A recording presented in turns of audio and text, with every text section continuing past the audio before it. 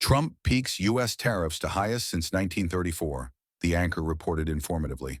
In a sweeping economic move, President Trump has ratcheted U.S. import duties to an average of 18.3%, the highest level in nearly a century. Under the newly unveiled Liberation Day tariffs, nearly 100 countries now face elevated duties on key exports to the United States. Among the steepest measures are 50% levies on goods from India, retaliation for New Delhi's continued purchase of Russian oil, and a full 100% tariff on all imported computer chips, aimed at incentivizing domestic semiconductor production.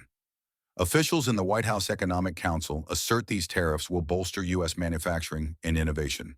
Trade Secretary Viola DeFleur announced a multi-agency task force to support affected domestic industries, particularly chip makers and electronics firms, in scaling up capacity.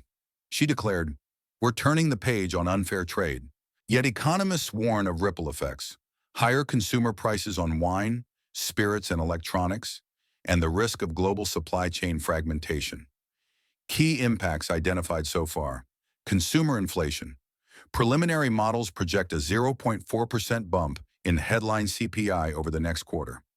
Supply chains. Major retailers report scrambling for alternative sourcing, while freight rates are climbing.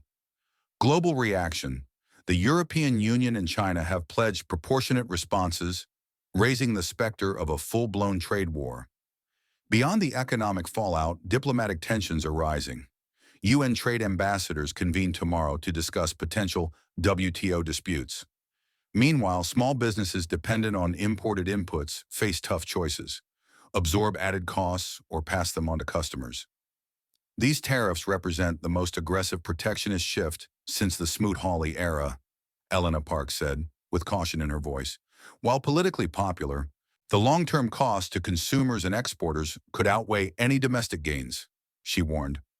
As the administration promises targeted exemptions for critical sectors, Congress is poised to hold hearings on the tariffs' legality under U.S. and international law and on their broader impact on employment, innovation, and consumer welfare.